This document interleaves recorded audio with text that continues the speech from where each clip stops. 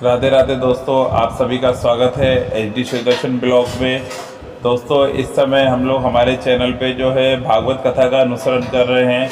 भागवत जो है भगवान श्री कृष्ण की वाणी का एक स्वरूप है, जिसमें कि बहुत ही अच्छे प्रसंग हैं, जिससे हमें हमारे जीवन में सीखने के लिए बहुत कुछ मिलता है। तो दोस्तों, आज का जो प्रसंग है बहुत ही अच्छा होने वाला है और एक जो कथा आज आपको सुनने के लिए मिलेगी, शायद ही आपने पहले कभी सुनी होगी ये कथा। तो चलिए, आज आपको इंद्रेश जी महाराज से द्वारिकाधीश की एक बहुत ही अनोखी कथा सुनाने वाले हैं कि भगवान श्री कृष्ण जो हैं वो द्वारिका में आकर के क्यों बसे। तो चलिए जानते हैं इंद्रेश जी महाराज से। हर हर महादेव, जय श्री राम, जय श्री राधे राधे। जहां समस्त ऐश्वर्य, समस्त लीला, समस्त भावों को विश्राम करके ठाकुर जी अपने स्वधाम को प्रस्थान किए, ऐसा ये द्वारिका धाम। बड़ी महिमा है। हमें ऐसा लगता है, हो सकता है हमारी कहने में कोई चूक हो रही हो, पर व्यास मंच से कोई भाव आ रहा है। और पिछले 9 वर्ष हो गए हमें कथा करते हुए। 9 वर्षों में जितना सुना, समझा, श्रवण किया, उसके आधार पर यदि कहें तो धामों में सबसे ज्यादा महिमा द्वारिका की। द्वारिका की बड़ी महिमा। स्कंद पुराण में एक जगह तो ऐसा भाव लिखा है, बहुत प्रसिद्ध श्लोक है, सब लोगों को याद भी होगा जो तीर्थ यात्रा करते रहते हैं। अन्य क्षेत्रे कृतम पापम पुण्य क्षेत्रे विनश्यति। आपने दुनिया में कोई भी पाप किए हो तो धाम में जाने से, तीर्थ क्षेत्र में जाने से, पुण्य क्षेत्र में जाने से वो पाप नष्ट हो जाता है। बहुत सावधानी से सुनिएगा। पूरे विश्व में किया गया कोई भी अनर्थ, कोई भी पाप वो तीर्थों में जाने से नष्ट होता है, लेकिन उसके पीछे कारण है कब नष्ट होता है। अब कोई व्यक्ति सारे पाप जितने भी आपको पता है वो सब करता है और वो द्वारिका आ रहा है, वो जगन्नाथपुरी जा रहा है, वो बद्रीनाथ जा रहा है, लेकिन वो इस बात को पहले ही विचार करके आया है कि जितने दिन द्वारिका में रहना, बस उतने दिन छुट्टी है, लौट करके फिर से उसी कार्य में लग जाना है, वो सब खाना पीना है। ऐसे व्यक्ति के पाप कभी नष्ट नहीं होते। बल्कि ऐसा व्यक्ति तीर्थ में आता है तो तीर्थ उस पर बहुत ज्यादा दया कर देता है। उसके जो पाप 100 थे उनको मल्टीप्लाई इनटू 1000 और कर देता है। बहुत अच्छा। क्यों आए थे तीर्थ में? हमारे रिश्तेदार ले आए हमको। हमारा भाव तो नहीं था, पर इनके कहने से आ गए। मतलब अपने स्वभाव और व्यवहार को बदलने की भावना से तीर्थ में नहीं आया। आप तीर्थ क्यों जाते हो? धामों में क्यों आते हो? कोई घूमने का कोई ये हॉलीडे स्पॉट थोड़ी है। यहां क्यों आया जाता है? ताकि जब लौट के जाएं तो कुछ परिवर्तन का अनुभव हो। कई लोग तो केवल मांगने के लिए जाते हैं ठाकुर जी को। हे द्वारिकाधीश, बड़े बड़े बिलियनियरों के बीच में बैठे हो आप, यहां से आगे ओखा में जाओ तो वहां बहुत बड़ी फैक्ट्री लगी हुई है, नमक की, टाटा सॉल्ट और जाने क्या आगे सब है। इस तरफ जाओ तो जामनगर में बड़ी बड़ी फैक्ट्री, बड़े भारत के श्रेष्ठतम मिलीनियर हैं दोनों तरफ, बीच में द्वारिकाधीश। वैसे मिलीनियर, बिलियनियर और उससे ऊपर जो भी होता हो वो हैं तो केवल द्वारिकाधीश ही। उनके छींटा पड़ गए हैं लोगों पे तो वो सब भी बनते जा रहे हैं। तो कई लोग तो इसीलिए आते हैं, बोले भैया इनकी शरण में आने वाले धनवान हो जाते हैं, चलो द्वारिकाधीश का दर्शन करने चले। सुदामा जी पर भी कृपा कर दी। ऐसे सुदामा जी आए और महाराज कृपा, जैसी ठाकुर जी ने उनकी ओर दृष्टिपात किया तो ऐसी कृपा करी कि द्वारिका जैसा नगर बन गया। इन सब भावनाओं से आने वाले व्यक्ति वो तामसी भक्त माने जाते हैं। ठाकुर जी उनके लिए दूर रहते। आज हमसे कोई इंटरव्यू में कुछ पूछ रहा था, भाव तो उसका कुछ और था, पर हमारा ऐसा मानना है कि हमको ठाकुर जी मूर्तिमंती क्यों दिखते हैं? ना हाथ हिलाते, ना पैर हिलाते, ना मुख हिलाते, ना नेत्र चमकाते। क्यों ठाकुर जी ऐसे क्यों रहते हैं? ये स्टैचू मोड में क्यों रहते हैं ठाकुर जी? फ्रीज क्यों हो गए हमको देख करके? कई बार हमें जो व्यक्ति प्रिय नहीं होता और उसका आगमन उस सभा में हो जाए जहां हम बैठे हैं, तो हम क्या करते हैं? फोन खोल लेंगे या अपना ध्यान कहीं और लगाएंगे, उसकी तरफ देखना ना पड़े, नहीं तो बात करनी पड़ेगी, इससे व्यवहार ना करना पड़े, तो फिर हम या तो उठ के चले जाते हैं या बिल्कुल ऐसे स्थिति में आ जाते हैं कि इससे हम तो क्या करते हैं, हम अपना बताएं। वैसे हमारा ऐसा भाव नहीं, बात तो सबसे करते हैं, पर फिर भी कई बार ऐसे कुतर्की लोग आते हैं कि उनसे बात करने का मन नहीं होता। तो संघ वालों से कहते हैं, इनसे कह दो महाराज जी मौन है, बोलेंगे ही नहीं, और पूछते रहो तुम कुछ भी। कथा से पहले और बाद में तो रहते ही हैं, पर ऐसे कोई असमय में कोई व्यक्ति कुतर्की आ जाता है ना, तो फिर उसके लिए हम जबरदस्ती मौन हो जाते हैं। मौन है, अभी बोलेंगे नहीं। क्या उसको कुछ उत्तर देने से अपनी ऊर्जा उड़ जाती है। तो एक मानव का स्वभाव है कि कोई अप्रिय व्यक्ति सामने आने पर वो अपने आप को कहीं और व्यस्त दिखाता है। कहीं ना कहीं ठाकुर जी के दर्शन में अगर आपको केवल मूर्तिमंतता का दर्शन हो रहा है कि वो केवल स्थिर खड़े हैं, तो ठाकुर जी आपसे प्रसन्न नहीं है, इसलिए आपको अपने आप को व्यस्त दिखा रहे हैं कि हम तो मूर्तिमंत हैं, हम ना हिलेंगे ना डुलेंगे ना कोई क्रिया, कुछ नहीं कर रहे हैं। हर बार के दर्शन में एक अनुभव होना चाहिए। आज सुबह मंगला दर्शन किए, ध्वजा जी का, जब हमारे बंग परिवार की ओर से आज ध्वजा जी थे ठाकुर जी की सुबह की, कैसे लग रहे थे लाल जी? जैसी देखने गए तो आज राजा ध्वज नहीं लग रहे थे, आज ऐसी लग रहे ब्रज के लाला हैं हमारे, सौल ओढ़ करके बढ़िया बिल्कुल कंबल में लपेट के, मुखमंडल दिख रहा है बस। पीत रजाई दूर दे मुखते, छाड़ दे अलसई है। ये पद मन में आया जैसी द्वारिकाधीश को देखा। क्या भाव है? यशोदा मैया कह रही हैं, लाला इतना आलस काय को कर रहा है? पीत रजाई दूर दे मुखते, पीत रजैया अपनी दूर कर दे लाला, सब होता है। तो इसका मतलब यह है कि ठाकुर जी आपके लिए मूर्तिमंत नहीं है, आपको एक लीला का दर्शन करा रहे हैं। ठाकुर जी का मुकुट देख करके, माला देख करके, पोशाक देख करके, मसनद देख करके, किसी भी स्थिति कोई लीला आपके चित्त में आती है, यह दर्शन का स्वरूप है। और केवल आपको ठाकुर जी दिख गए, बस खड़े हैं, कोई लीला स्मरण में नहीं आई है, तो आपके लिए ठाकुर जी व्यस्त हैं। लीला चिंतन होना चाहिए, लीला अनुभव होना चाहिए। तो बात हम क्या कर रहे थे, पर कहां से कहां चले जाते हैं। शास्त्र आज्ञा करते हैं कि पूरी दुनिया में किए गए पाप तीर्थों में जाने से नष्ट हो जाते हैं। पर कब? जब तीर्थ में आप इस संकल्प से गए हो कि हे द्वारिकाधीश मैं आ रहा हूं आपके पास, आपके दर्शन के बाद नियम ले लूंगा, ये काम जो मैंने आज तक किया है ना इसको नहीं करूंगा, अब मैं अब त्याग दूंगा, तब तीर्थ आपके पापों को नष्ट करेगा। नहीं तो तीर्थ पे ऐसे तो फिर सारे चोरों की जमात लग जाएगी तीर्थों में, सारे गुंडों की जमात लग जाएगी, सब आते रहेंगे यहीं पर।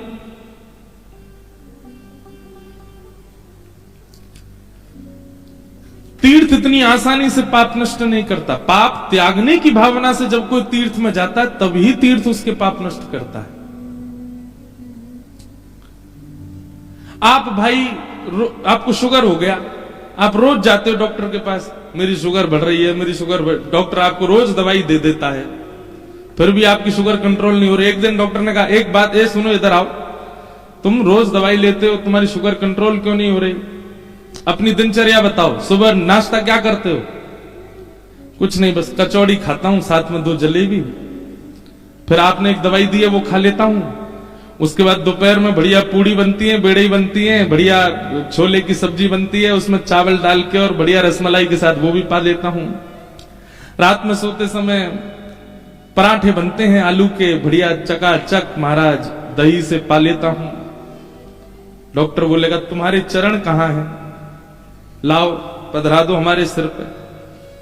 अरे आपने दवाई तो दे रखी है भाई, दवाई दे रखी है, लेकिन तुमको सही होने के लिए परहेज भी तो करना पड़ेगा। बिना परहेज के औषधि किस काम की। ऐसे ही तीर्थों में घूम रहे हैं, दया द्वारिका पहुंच गए, कभी सोमनाथ पहुंच गए, कभी बद्रीनाथ चले गए, ओ जगन्नाथपुरी पहुंच गए, वृंदावन चले गए, पर अपने स्वभाव का परहेज नहीं कर रहे हैं। स्वभाव के परिवर्तन का परहेज चित्त में नहीं है, तो कैसे तीर्थ आप पर कृपा कर देगा। इसलिए जब भी किसी तीर्थ क्षेत्र में जाओ, अपने एक अवगुण का वहां पर त्याग करके आओ, तभी आपका तीर्थ जाना सफल है। नहीं तो आपका जाना केवल धन की खर्चा करके आयो, बस कोई फायदा नहीं। अपना एक अवगुण सोच करके जाओ। हे द्वारिकाधीश, हम ये नहीं करेंगे। लेकिन कलयुग के लोग बहुत चतुर हैं। महाराज जी ने कहा है तीर्थ में जाके कुछ तो त्याग के आना है। ठीक है, मैं रसगुल्ला नहीं खाऊंगा, गुलाब जामुन तो खाऊंगा, रसगुल्ला त्याग दूंगा। अपने किसी ऐसे अवगुण का त्याग जिस अवगुण के बिना आप रह ही नहीं पा रहे थे, उसका त्याग तीर्थों में होना चाहिए। काम है, लोभ है, ईर्ष्या है, द्वेष है, क्रोध है, अहंता है, ममता है, चिंता है, किसी एक का त्याग करो। और फिर याद रहे, आपको यह ध्यान रखना है कि वो पुनः आना नहीं चाहिए। मैं द्वारिका में त्याग करके आया हूं उसका। आपका वह एक बार का द्वारिका आगमन संपूर्ण जीवन को पवित्र कर देगा, सारे पाप नष्ट कर देगा, अगर वो त्याग आपने किया तो। इसलिए कहते हैं अन्य क्षेत्रे कृतम पापम तीर्थ क्षेत्रे विनश्यति। फिर आपने जन्म से जो भी पाप किया है या पूर्व जन्म का भी कोई पाप, सब खत्म कर देंगे ठाकुर जी एक त्याग करने मात्र से तीर्थ में। लेकिन फिर शास्त्र कहते हैं तीर्थ क्षेत्रे कृतम पापम वज्रलेपो भविष्यति। अगर तीर्थ में दूसरी जगह किए गए पाप तीर्थ में आके नष्ट हो जाते हैं, पर तीर्थ में यदि कोई पाप कर दिया तो फिर तो वो पत्थर की लकीर हो जाएगा, वो किसी कारण से भी नष्ट नहीं हो सकता। आपने जगन्नाथपुरी में कोई पाप किया है, आप कितना भी कुछ कर लीजिए उस पाप से बच नहीं पाओगे आप, क्योंकि आप धाम में पाप करके आए। आपने बद्रीनाथ में कोई पाप किया है, सोमनाथ में कोई पाप किया है, तीर्थों में कोई पाप, हरिद्वार में कोई, और लोग करते भी हैं, आश्चर्य की बात है, तीर्थों में भी पाप करते हैं।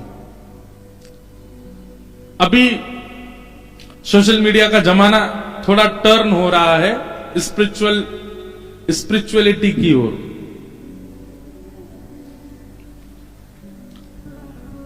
चाहे वो वीडियो ब्लॉगर्स हों, चाहे वो इन्फ्लुएंसर्स हों, वो सब अब तीर्थों में जाना प्रारंभ कर रहे हैं, पर वहां जाकर के भी वही नियम अपना रहे हैं जो गोवा में अपनाते हैं, वही नियम अपना रहे हैं जो मनाली में अपनाते हैं, वही नियम अपना रहे हैं जो सिंगापुर में अपनाते हैं, जो स्विट्जरलैंड में अपनाते हैं।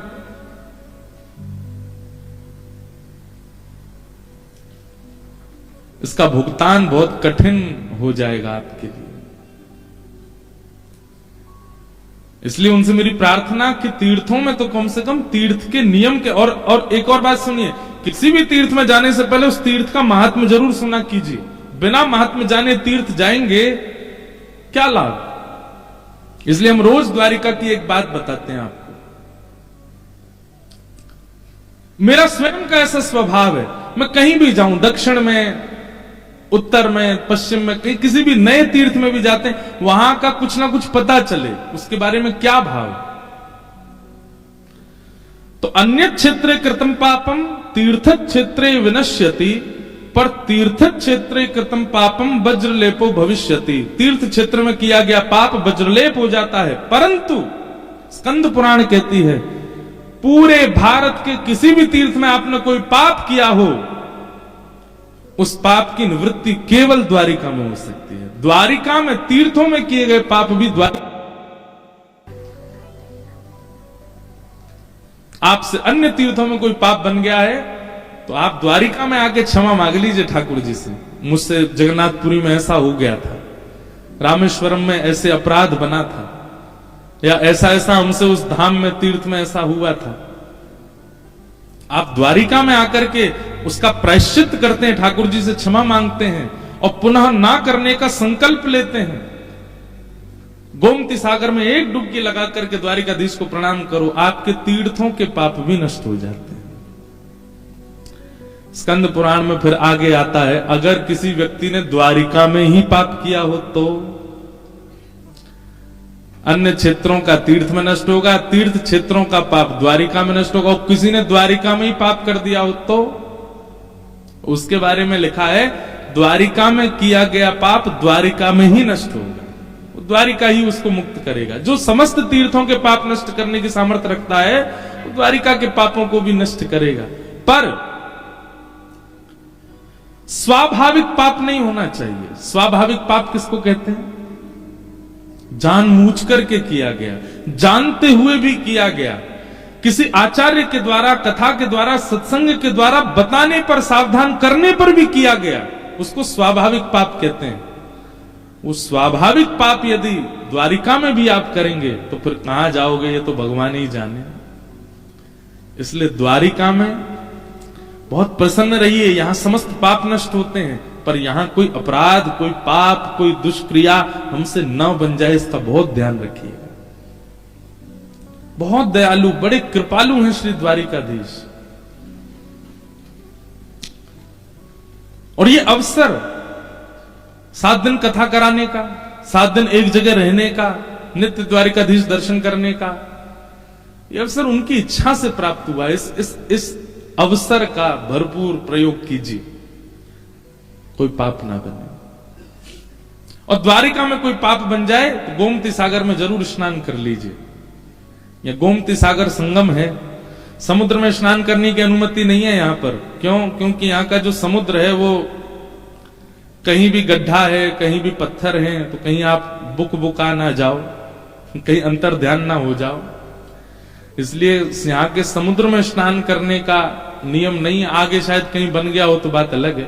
ये जो दिख रहे हैं ये गोमती सागर, सुदामा सेतु के आगे, और उसका भी नियम है, जब ज्वार भाटा आता तभी जल बढ़ता है वहां पर, तभी स्नान करो गोमती सागर। और वहीं चक्र मिल जाए अगर, गोमती चक्र भीतर, उनको अपने शालिग्राम जी के साथ विराजमान कर दो। तो क्या समझ में आई बात? सारी दुनिया में किए गए पाप तीर्थों में नष्ट होते हैं, तीर्थों में किए गए पाप द्वारिका में नष्ट होते हैं, और द्वारिका में किया गया पाप गोमती सागर में स्नान करने से नष्ट हो जाता है। और फिर गोमती सागर में भी किसी ने अगर पाप कर दिया तो फिर तैरते तैरते आगे चले जाओ, वहीं डूब जाओ, इसके अलावा और कोई उपाय नहीं है फिर। अब इसके बाद और क्या बताया? बोलो द्वारिकाधीश की। द्वारिका ठाकुर जी ने क्यों चुनी? गुजरात वाले कभी कभी बहुत जो है, हम ब्रजवासियों के आगे बहुत सीना चढ़ाते हैं, देखो आपके ठाकुर जी ब्रज में 11 वर्ष 56 दिन रहे, हमारे द्वारिका में 120 वर्ष तक ठाकुर जी रहे, हमारे गुजरात में।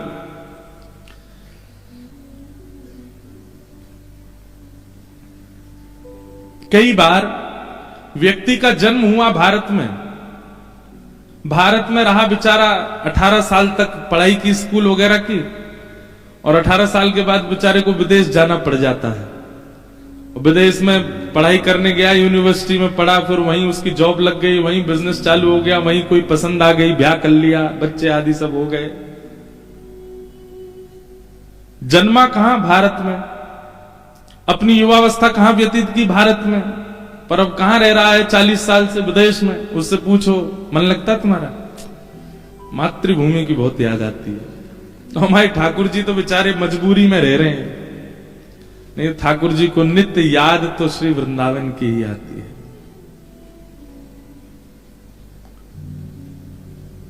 नंद लाला ने माता यशोदा जी सांवरे, ममतानी मूर्ति मारी रह गई गोकुल मां। ठाकुर जी कह रहे हैं 56 भोगन थाल धराई के, 56 भोगन थाल धराई। मेरी गुजराती में उल्टा सीधा हो तो क्षमा। आज मैं एक चीज सोच रहा था सुबह सुबह कि ठाकुर जी द्वारिका आए। देखो ऐसे चिंतन चलते रहने चाहिए। ठाकुर जी द्वारिका आए तो द्वारिका के ठाकुर जी गुजराती बोलते थे क्या? वो यहां पे भी ब्रजभाषा ही बोलते होंगे। हमको तो बड़ा अटपटा सा लगता होगा है, पीतांबरी पहन करके, मोर मुकुट धारण करके और कानों में मकराकृत कुंडल पहन करके और शंख चक्र गदा पद्म धारण करके, एक हाथ में वंशी लेकर के द्वारिकाधीश चल रहे हैं। रास्ता में यूं पूछने केम छो, तमे केम छो? ऐसे नहीं पूछते होंगे लाल जी। देव की मैया थाल लेकर के आई, लाला भोजन सरस छे। ठाकुर जी तो यहां भी यही बोलते, कैसो भैया सब आनंद है, चकाचक घुट रही है कि ना घुट रही? यहां ठाकुर जी अपनी ब्रजभाषा ही बोलते होंगे।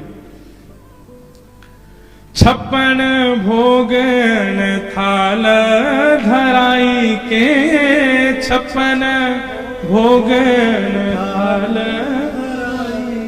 श्री द्वारिकाधीश कह रहे हैं द्वारिका में 56 भोग धराया जाता है, पर माखन नी मिश्री मारी रह गई गोकुल मां। माखन नी मिश्री मारी रह गई गोकुल मां। अब किसी को अगर हिंदी लिखनी आती हो और जिसको ये पद पूरा याद हो, हमको लिख के दे देना। अब गुजराती में नहीं लिखना, भाषा गुजराती हो पर लेखनी हिंदी हो तो दे देना, तो हम गाएंगे इसको कथा। बहुत सुंदर।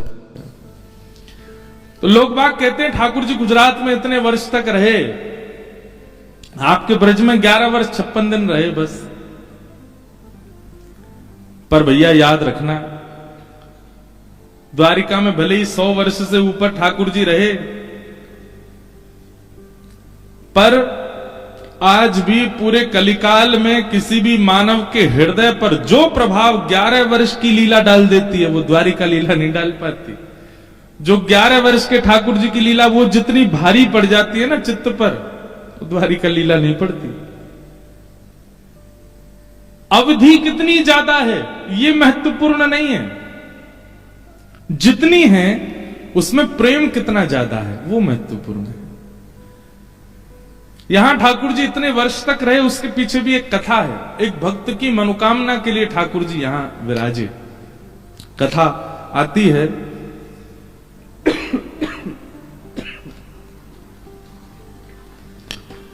आज हमारा हवन था ये समुद्र तट पर, तो हमारे पंडित जी महाराज संकल्प जब बोल रहे थे तो संकल्प में आपने बोला था द्वारिका का एक और नाम है, क्या? आनर्त प्रदेश। क्या नाम है? क्या नाम है? आनर्त प्रदेश। इसको आनर्त देश कहते हैं। अगर जब यहां पर संकल्प लिया जाता है तो आपको कहना पड़ेगा आनर्त प्रदेश। गोमती तटे, गोमती सागर संगमे। तो इसका मूल नाम, पुराना नाम, द्वारिकाधीश जब विराजे उससे पूर्व का नाम आनर्त प्रदेश। और कथा कुछ इस प्रकार है कि श्रीमद् भागवत जी में जब चंद्रवंश के राजाओं का वर्णन आता है तो वहीं चंद्रवंश सूर्यवंश के राजाओं के वर्णनों में एक राजा का नाम आता है सरियाती। बहुत ध्यान से सुनिएगा। सरियाती राजा थे, वो एक छत्र सम्राट थे पूरी पृथ्वी के। उन्हीं के पुत्र का नाम था आनर्त। तो सरियाती राजा एक छत्र सम्राट जब बन गए पूरी पृथ्वी के, तो एक दिन अहमवश, अहंकारवश अपने सिंहासन पर बैठ करके बोले, ये पृथ्वी, ये भूमि, ये मेरी दासी है और मैं इसका स्वामी हूं। ये पृथ्वी मेरी दासी है। और ऐसा भी होता था बंधुओं कि प्राचीन काल में जब राजा होते थे तो उन राजाओं की आज्ञा पृथ्वी भी मानती थी। एक छत्र सम्राट यदि होते थे तो अगर राजा पृथ्वी को आज्ञा कर देते कि आपको यहां पर इस प्रकार की फसल उगानी है, तो पृथ्वी को वहां वो प्रकट करना पड़ता था, क्योंकि राजा को विष्णु स्वरूप ही माना जाता था। परंतु इस बात का कभी किसी राजा ने अभिमान नहीं किया कि वो पृथ्वी का राजा है। सरियाती राजा ने इसका अभिमान किया और एक दिन सभा में बैठ करके बोला, ये पृथ्वी तो मेरी दासी है, मैं पृथ्वी का राजा हूं और पृथ्वी का स्वामी होने के नाते मैं ही परब्रह्म हूं, मैं ही नारायण हूं, मैं ही ईश्वर हूं। अब राजा के डर के मारे सब लोग तो हाँ जी करने लगे, लेकिन उनका पुत्र बैठा था आनर्त। उसने हाथ जोड़ करके चरणों में प्रणाम करते हुए एक बात कही, बोले, पिताजी आप जो कह रहे हैं वो बात बिल्कुल सत्य है कि आप एक छत्र सम्राट हैं, पर आपने जो ये बात कही कि आप पृथ्वी के स्वामी हैं, ये आप गलत कह रहे हैं। आप पृथ्वी के एक छत्र सम्राट भी ठाकुर जी की कृपा से हैं। आप अपने आप को परब्रह्म, परमात्मा, भगवान नहीं मान सकते।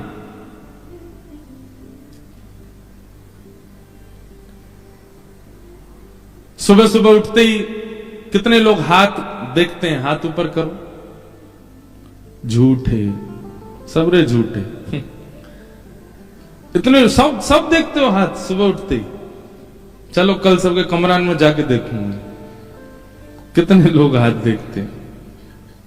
कराग्रे वस्ते लक्ष्मी, कर मध्य कर मूले तु गोविंद। और फिर उसको बाद क्या करते हैं, समुद्र वसने देवी पर्वत स्तनि मंडले विष्णु पत्नी नमस्तुभ्यम। विष्णु पत्नी नमस्तुभ्यम। पृथ्वी को क्या कहा जाता है, विष्णु की पत्नी। भगवान की दो पत्नी है, श्रीदेवी और भूदेवी। श्रीदेवी लक्ष्मी है और भूदेवी पृथ्वी। आनर्त पिताजी से कहने लगा, बोले पिताजी आप कैसे कह सकते हैं कि पृथ्वी आपकी दासी और आप उसके स्वामी? क्या वेदों में गलत लिखा है, विष्णु पत्नी नमस्तुभ्यम? ये विष्णु की पत्नी है और आप इसके स्वामी कैसे बन सकते हैं? सरियाती को क्रोध आ गया अपने पुत्र की बात सुन करके। बोले अच्छा, तो तू मुझे पृथ्वी का स्वामी नहीं मानता? बोले मैं आपको एक छत्र सम्राट मानता हूं, पर आप पृथ्वी के स्वामी नहीं हो सकते। क्योंकि पिताजी इसके कई उदाहरण हैं। पहला उदाहरण, आपका जन्म नहीं हुआ था उससे पहले से पृथ्वी है, और आप पधार जाएंगे उसके बाद भी पृथ्वी रहेगी।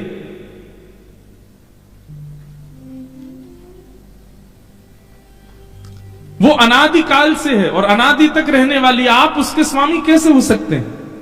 वो आपसे भी प्राचीन है। और दूसरी बात, भगवान की पत्नी है वो, और एक बार जिसका ब्याह हो गया, एक बार जिसको पतिवरण हो गया और सदा के लिए एक साथ रह रहे हैं, वेदों में भी प्रमाण है, उसका अन्य पति कैसे हो सकता है?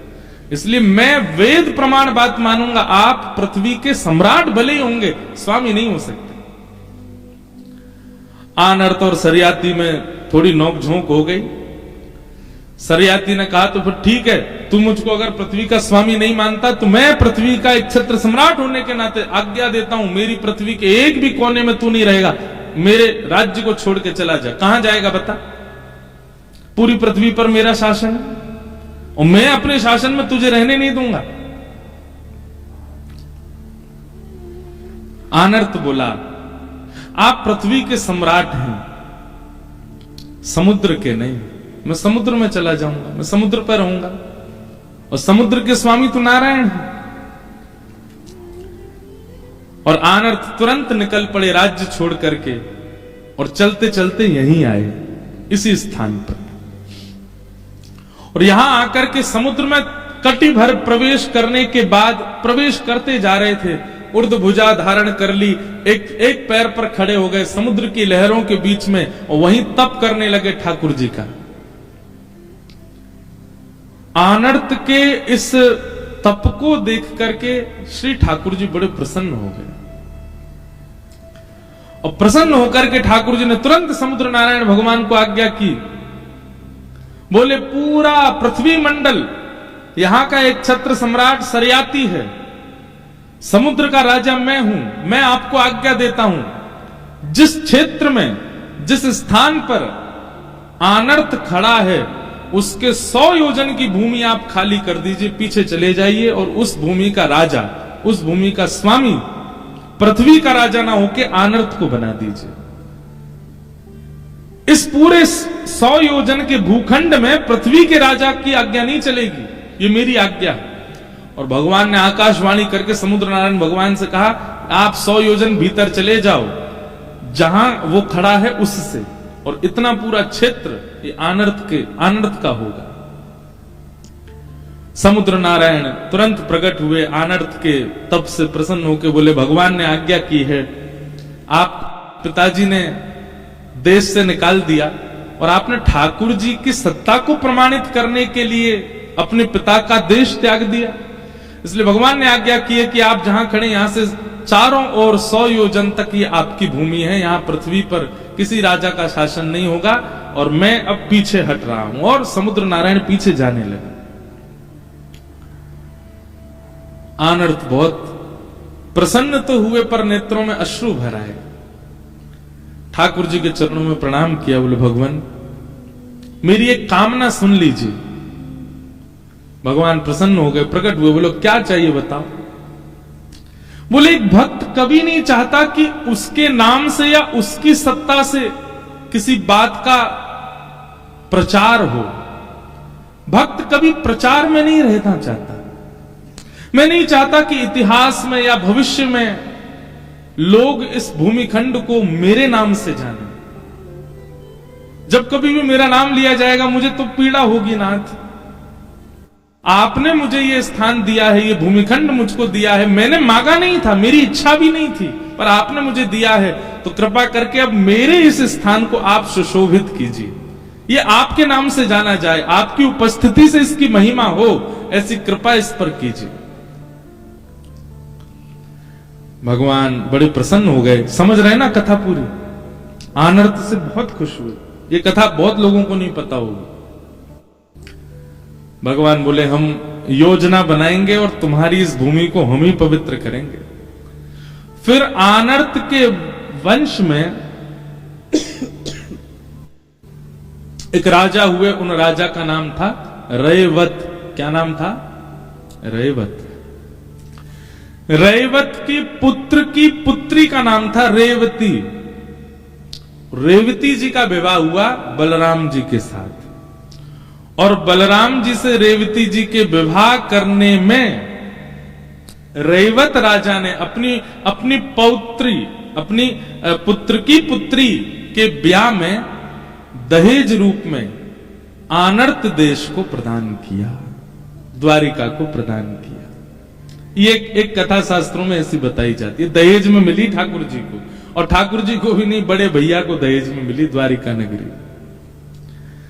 तो बलराम जी को तो पहले बड़ा संकोच हुआ, बोले दहेज में, हमको तो दहेज चाहिए ही नहीं, और ये तो हमारे जो पितामह ससुर जी हैं ये तो पूरी की पूरी भूखंड ही दे रहे हैं।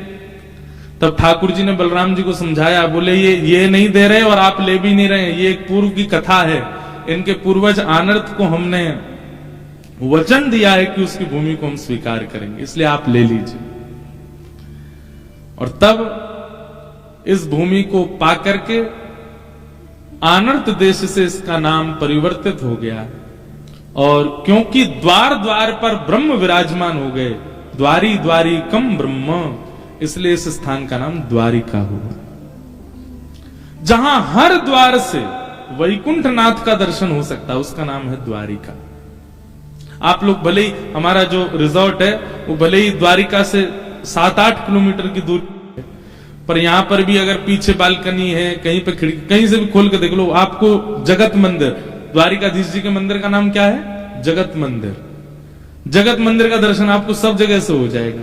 द्वारिका में आप कहीं चले जाओ, किसी भी खिड़की छत से जाकर के देख लो, आपको मंदिर जरूर दिख जाएगा, ध्वजा जी दिख जाएंगे। ऐसा कोई ही ऐसा स्थान होगा जहां से द्वारिकाधीश जी का मंदिर ना दिखे। आप जैसे ही द्वारिका क्षेत्र में प्रवेश करेंगे, किसी भी कोने में चले जाओ, आपको मंदिर जरूर दिखे। इसलिए हर द्वार से जहां वैकुंठनाथ का स्थान दिखता है, उसका नाम है द्वारिका। और फिर भगवान ने इस भूमि को स्वीकार किया और यहां, अच्छा, जिस भूमि का हम दर्शन कर रहे हैं,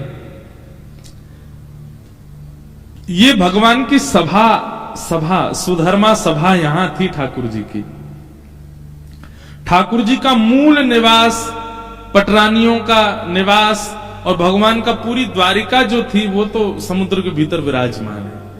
हम जिस द्वारिका का दर्शन कर रहे हैं, ये ठाकुर जी की स्वधर्मा सभा, जहां ठाकुर जी बैठ करके अपनी सभा करते थे, सब राजाओं से बैठ के चर्चा करते, आदि आदि सब वार्ता होती, ये वो सभा स्थान है द्वारिका।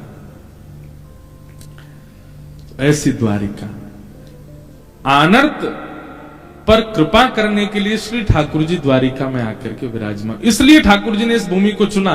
लोग पूछते हैं कि यही खंड क्यों चुना गया, इतनी बड़ी दुनिया में यही क्यों चुना ठाकुर जी ने? इसलिए चुना क्योंकि आनर्त ने इस भूमि पर तपस्या करके इसको अपना बनाया और अपना बना करके ठाकुर जी को अर्पित किया था। इसलिए ठाकुर जी यहां द्वारिकाधीश बन के विराजे।